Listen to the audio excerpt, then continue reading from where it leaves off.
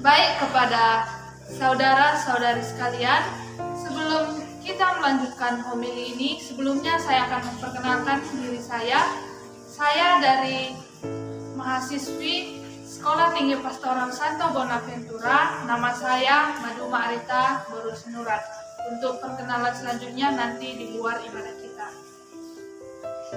Saudara-saudara yang dikasihi Tuhan, hari ini kita mendengar firman Tuhan tentang harta yang terpendam di ladang dan mutiara. Tentunya kita pernah mendengar harta. Musuh kita yang paling utama dalam mendapatkan dan mengumpulkan harta surgawi adalah diri kita sendiri. Seringkali kita masih memaksakan kehendak kita dalam menjalani hidup ini. Kita egois, menendam, tinggi hati, dan lain yang malah membuat kita semakin sulit menemukan harta dan mutiara hidup. Kita harus lebih bekerja keras dalam mengalahkan kecenderungan buruk kita, mengalahkan negatif kita, dan menggantikannya dengan hal yang baik, hal yang positif.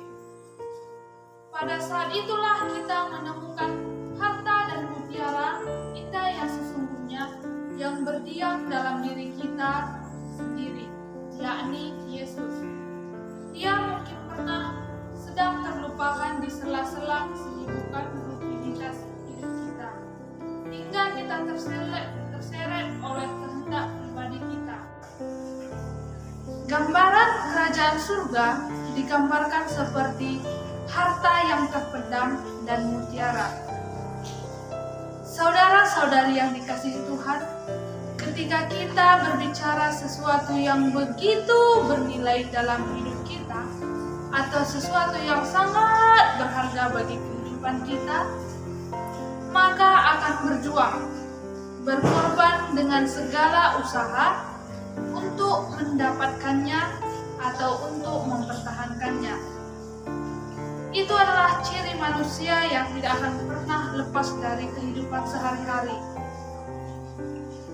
Seperti contohnya, kita memiliki harta handphone, HP. Tentunya semua kita di sini semua mengenal handphone. Ini adalah harta kita. Untuk mendapatkan harta kita ini adalah sebuah handphone, tentunya kita berusaha untuk mendapatkannya. Nah, kemudian untuk mempertahankannya, kita berusaha untuk menjaga handphone ini. Inilah harta kita yang harus kita pertahankan. Demikian pun ketika orang ingin mendapatkan sesuatu yang berharga, yang bernilai atau penting, tentu ada sesuatu usaha, ada suatu perjuangan. Semakin tinggi yang kita inginkan, semakin tinggi ekspektasi kita, maka semakin besar pula usaha yang harus kita perjuangkan. Saudara-saudara terkasih, ada juga contoh seperti kita sebagai seorang petani di wilayah kita ini, ketika kita mendapat hasil tanaman kita, ingin mendapat harga jual yang tinggi, harga jeruk yang tinggi, maka kita sebagai petani akan menjaganya dan berjuang agar tidak rusak atau terkena hama. Kita akan berusaha merawatnya untuk mendapatkan hasil yang terbaik. Nah, untuk ke ladang, membeli pupuk, membeli obat, kita perlunya modal. Untuk mendapatkan modal, tentunya kita akan berusaha mencarinya kemana saja. Seperti meminjam kepada orang lain atau menjual aset-aset yang lain supaya mendapat modal untuk bertani kita, supaya hasil dari tanaman kita tersebut mendapat harga jual yang tinggi. Nah, saudara-saudari terkasih, mendapatkan sesuatu yang berharga itu adalah bukan sesuatu yang mudah. Butuh usaha, butuh perjuangan, atau butuh kerja keras. Demikian pun dengan harta yang terpendam. dan mutiara yang indah yang digambarkan sebagai hal kerajaan surga. Jikalau orang sudah menyadari bahwa kerajaan surga bernilai bagi kehidupan manusia, apakah Anda mau melepaskan? Oh tidak, kita akan berjuang mendapatkan kerajaan surga yang sesuatu yang sangat bernilai bagi kehidupan kita semua, bagi kita semua. Oleh karena itu, saudari-saudara, apa yang bisa kita lakukan? Yang bisa kita lakukan adalah semangat, optimis, adanya cinta kasih antara manusia dan antara Tuhan kita Yesus Kristus. Kita sebagai manusia harus giat mencari dan berusaha keras untuk mendapatkan kerajaan Allah.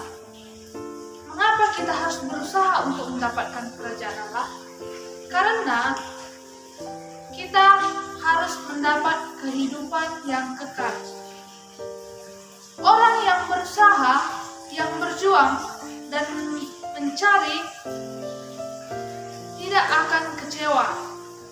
Santo Paulus berkata, Allah turut bekerja dalam segala sesuatu untuk mendatangkan kebaikan bagi mereka yang mengasihi Dia.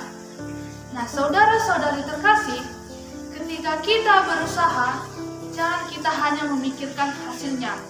Mungkin hasilnya bukan langsung instan. Mungkin hasilnya nanti beberapa waktu yang akan datang, mungkin 5 tahun yang akan datang. Teruslah berbuat baik, teruslah berusaha. Semua akan diperhitungkan oleh Allah yang Maha Kuasa. Berapapun usaha kita akan diperhitungkan oleh Allah. Dalam setiap perjuangan dan usaha kita tidak sendirian. Namun, Tuhan turut bekerja bersama kita. Marilah kita senantiasa berusaha untuk mencapai dan mewujudkan harapan kita bersama.